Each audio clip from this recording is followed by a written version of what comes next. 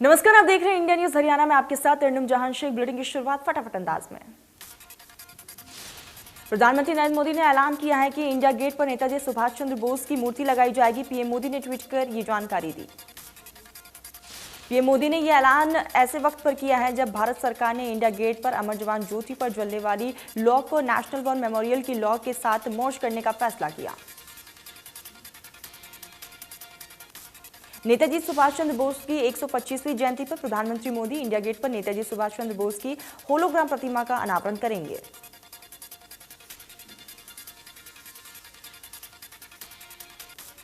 राष्ट्रपति रामनाथ कोविंद ने ट्वीट कर नेताजी सुभाष चंद्र बोस को श्रद्धांजलि दी है। लिखा है कि देश की आजादी के लिए उनका त्याग और बलिदान हर भारतीय को प्रेरणा देता रहेगा। राष्ट्रपति ने लिखा है कि नेताजी सुभाष चंद्र बोस की 125वीं जयंती आज है। ऐसे में उन्हें श्रद्धांजलि देने के लिए लोकसभा में विशेष कार्यक्रम का आयोजन किया गया।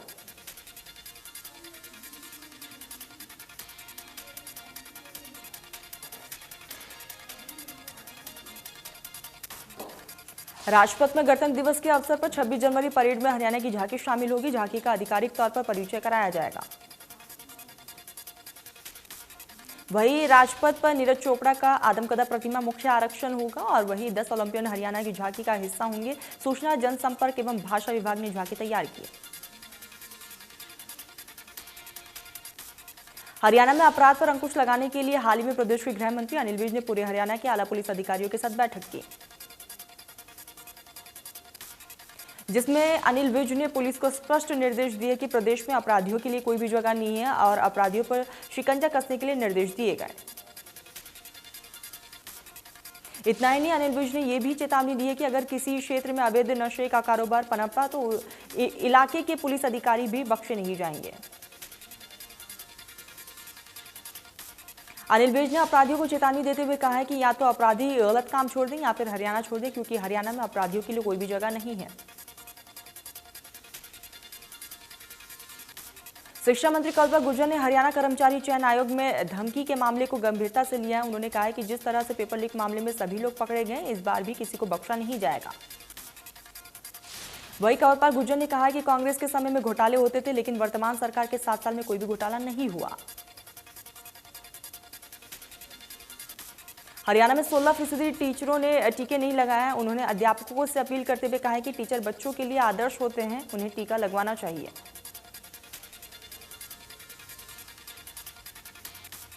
वही 134 ए के तहत एडमिशन पर बोलते हुए शिक्षा मंत्री ने कहा कि 41,321 छात्रों ने अप्लाई किया था। इनमें से 19,536 लोगों के एडमिशन हो चुके हैं। वही 7,559 छात्रों ने विभाग से संपर्क ही नहीं किया। महिला आयोग की नवनियुक्त चेयरपर्सन रेणु भाटिया का फरीदाबाद पहुंचने पर प्रशासन ने बुक देकर स्वागत किया है। रेणु भाटिया ने कहा है कि उनकी पहली प्राथमिकता महिलाओं को सशक्त बनाने की होगी। रेणु भाटिया ने कहा है कि अब बेटियों के साथ पूरा विमेन कमीशन साथ खड़ा है और उन्हें डरने की जरूरत नहीं है। बेटियों को खुद को कमजोर नहीं समझना है। रेणु भाटिया ने कहा कि 2014 से पहले जिन महिलाओं की सुनवाई नहीं हुई है, अगर उनमें से कोई भी मामला उन तक आता है तो मामले को फिर से खोलकर न्याय दिलाया जाएगा। एक्स्ट्रा ग्रीन डीजल और ग्रीन कॉम्बो लुब्रिकेंट का भारत का पहला ट्रायल हरियाणा के बल्लभगढ़ बस अड्डे से शुरू हो गया है। ग्रीन डिजिटल के लिए यहां पर डीजल के लिए वाहनों से होने वाले प्रदूषण से राहत मिलेगी और माइलेज भी 5% बढ़ जाएगी। इस मौके पर परिवहन मंत्री मूलचंद शर्मा मुख्य अतिथि के तौर पर पहुंचे। इंडियन ऑयल के R&D सेंटर के निदेशक भी मौजूद रहे। मूलचंद शर्मा ने कहा है कि खास बात यह है कि इस ऑयल की खोज भी फरीदाबाद के इंडियन ऑयल सेंटर में की गई है। पृथला में विधायक नैनपाल रावत ने ग्रामीणों को बड़ी सौगात दी है। 86 लाख की लागत से ग्रामीण क्षेत्र की 3 सड़कें बनवाई है, जिससे दर्जनों गांवों को फायदा हुआ। विधायक नैनपाल रावत ने कहा कि 86 लाख रुपए की लागत से बनने वाली 3 सड़कों के दर्जनों गांवों के लोगों को राहत मिलेगी, तो वही सुहाना कस्बे के लिए भी जनता को अच्छी कनेक्टिविटी मिलेगी।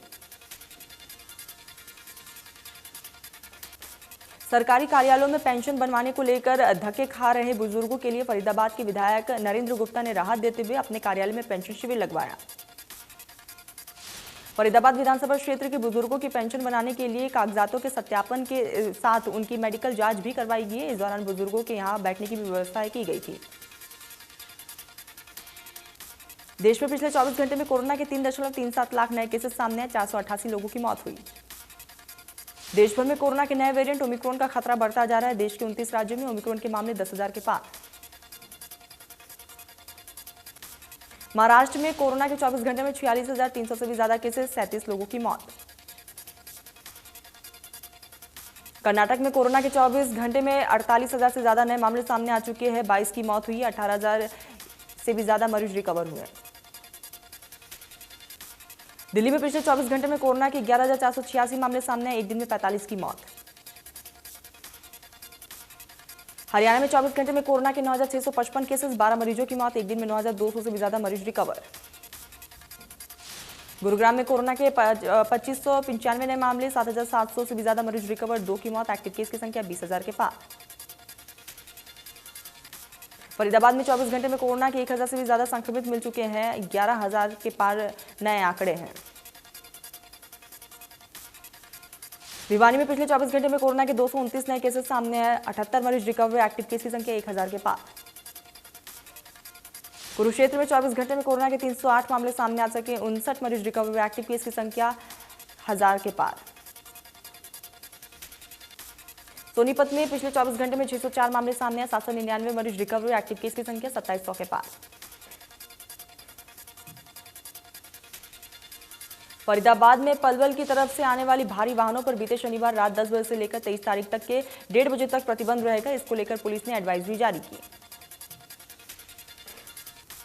अगर किसी भारी वाहन चालक को दिल्ली की तरफ जाना है तो उसे सिर्फ केजीपी मार्ग से होते हुए जा सकता है। वे गणतंत्र दिवस की सुरक्षा को लेकर 2,000 पुलिसकर्मी तैनात किए गए।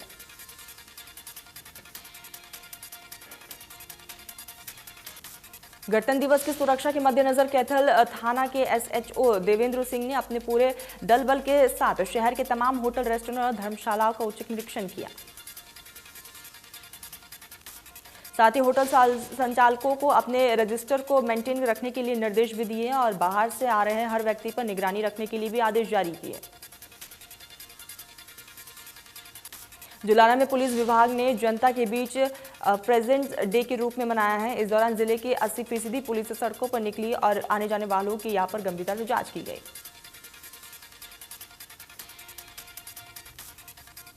कुरुक्षेत्र में लाडवा एसडीएम अनुभव मेहता ने कहा है कि गणतंत्र दिवस यहां पर अनाज मंडी में कोविड के नियमों के अनुसार मनाया जाएगा। एसडीएम अनुभव मेहता ने कहा है कि कोविड के नियमों के अनुसार ही गणतंत्र दिवस मनाया जाएगा, जिसमें पुलिस की टुकड़ी और एनसीसी की टुकड़ी यहां पर सलामी दी जाएगी।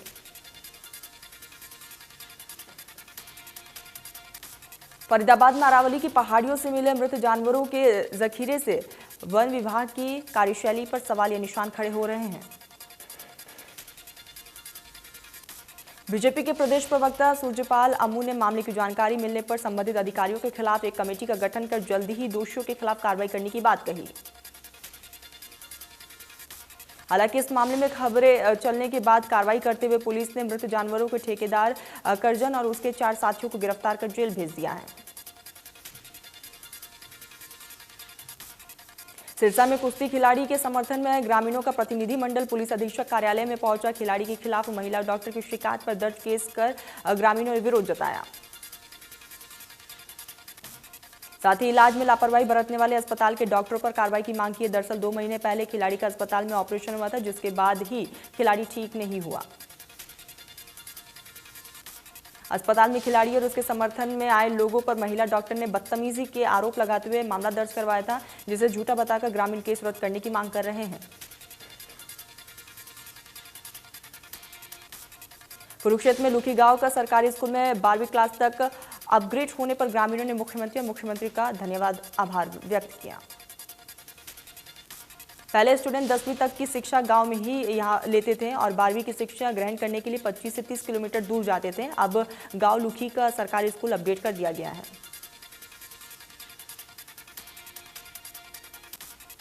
रतिया के गांव खाई में एक निजी कंपनी का मोबाइल टावर लगाने से गांव के लोगों में भारी रोष देखने को मिला। टावर लगाने के कार्य को लेकर ग्रामीण लामबंद हुए और निजी कंपनी के खिलाफ जमकर नारेबाजी की।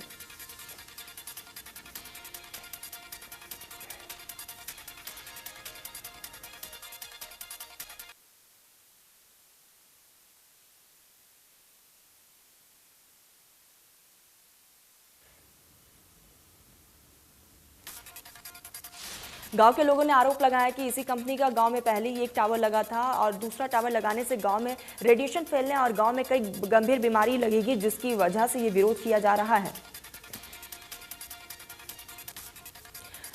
गांव के लोगों ने यह भी आरोप लगाया कि जिस युवक की जगह पर यहां टावर लगाया जा रहा है वो गांव में नहीं रहता है। इसकी शिकायत गांव के लोगों ने एसडीएम और मुख्यमंत्री को भी दी है।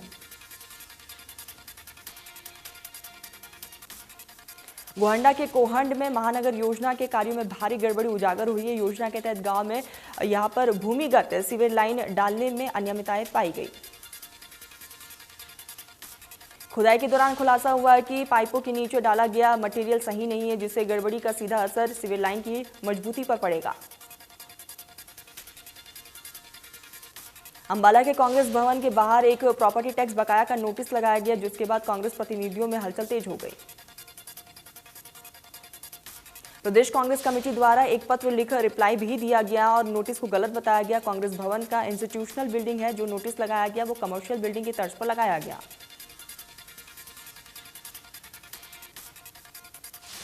सोहाना के फ्रेंड्स कॉलोनी में क्रिकेट को लेकर बार प्रधान और व्यापारी में झगड़े में महिलाएं भी शामिल थी। वहीं महिलाएं और बच्चों को चोटें भी लगी हैं। इस झगड़े की सीसीटीवी फुटेज भी वायरल हुई है। इस मामले में एक शिकायत सोहाना थाने में दी गई है, जिसको लेकर पुलिस मामले की तफ्तीश में जुटी है। गोलाचुका में आंगनबाड़ी वर्कर्स और हेल्पलाइन अनाज मंडी में धरना प्रदर्शन करते हुए नजर आए। वहीं सैकड़ों की संख्या में भारी यहां पर बरसात के दौरान भी वर्कर्स धरना प्रदर्शन में शामिल रहे। वर्करों ने जेजेपी विधायक ईश्वर सिंह की आवाज के बाहर धरना प्रदर्शन करते हुए तहसीलदार को ज्ञापन भी सौंपा।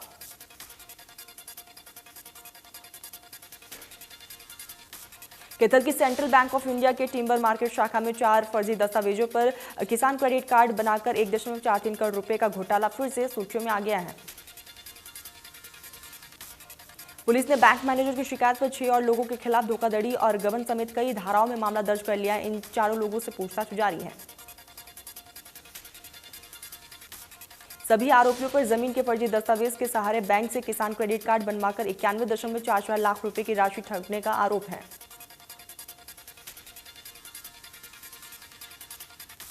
यमुनानगर में बजाज फाइनेंस ने 2 कर्मचारियों ने 2 अन्य लोगों के साथ मिलकर 47 लोगों के फाइनेंस कार्ड बनाए और विभिन्न कंपनियों और लोगों से यहां पर प्रोडक्ट ले लिए।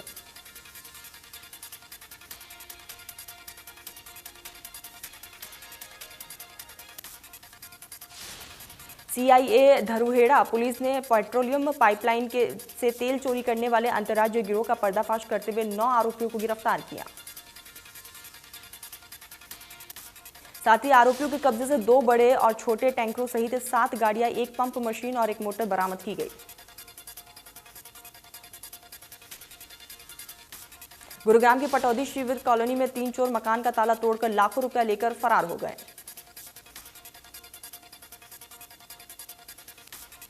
तीनों चोर चोरी कर बैग ले जाते हुए पड़ोसी के मकान में लगे सीसीटीवी में कैद हो चुके। फिलहाल इसी सीसीटीवी के आधार पर पुलिस मामले की तफ्तीश में जुटी है।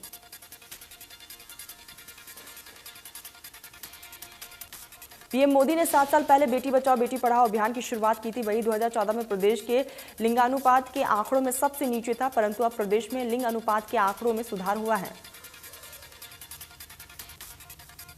वही पानीपत में बीते 7 सालों में लगभग 35 के मामले ऐसे आए हैं जहां पर मां ने बच्ची को जन्म लेने से पहले मार दिया है, तो वही कुछ ने जन्म देने के बाद उन्हें मौत के घाट उतार दिया।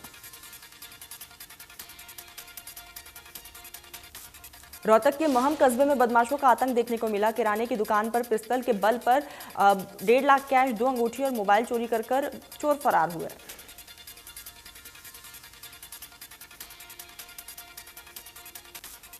पलवल के हॉडल के गौशाला में भूख और इलाज नहीं मिलने से रोजाना 2 से 3 गायों की मौत होती है। गौशाला कमेटी का कहना है कि ये जिले की सबसे बड़ी गौशाला है और इसके अंदर 600 गाय हैं। उन्होंने कहा है कि सरकार से अब तक इस गौशाला को कोई भी सुविधा नहीं मिली है।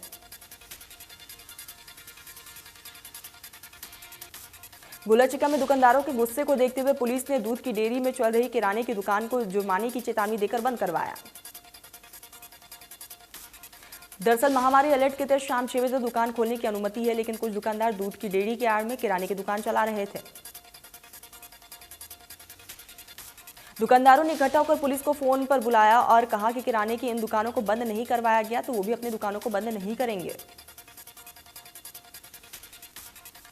जज्जर के बदली में पैसे के लेन देन पर एक युवक की गोली मारकर हत्या कर दी गई है। हत्या का आरोपी गांव के ही एक शख्स पर है। फिलहाल पुलिस आगे की जांच में जुटी है।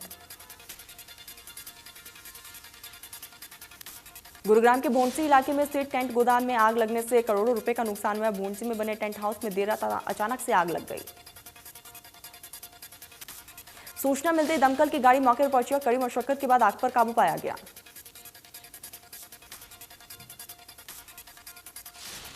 गनीमत रही कि जिस वक्त आग लगी उस वक्त जो लोग उस इमारत में मौजूद थे उन्हें सकुशल बाहर निकाल लिया गया।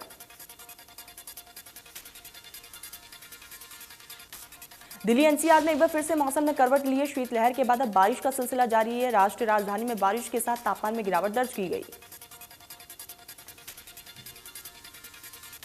राजधानी के अधिकतर इलाकों में बारिश और ठंडी हवाएं चलने से न्यूनतम तापमान में गिरावट आई। मौसम विभाग ने राजधानी और आसपास के इलाकों में आज भी रुक रुककर बारिश का अनुमान जताया है। दिल्ली एनसीआर के कई इलाकों में बूंदाबांदी का सिलसिला जारी है। दिल्ली में आज भी बारिश को लेकर येलो अलर्ट जारी।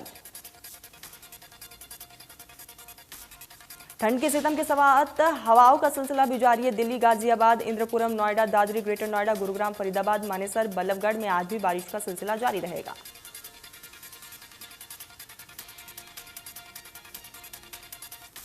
भारत मौसम विभाग के अनुसार गुरुग्राम में पश्चिमी विक्षोभ के कारण मौसम में बदलाव संभावित है, जिसके चलते आज भी बारिश होने की संभावना।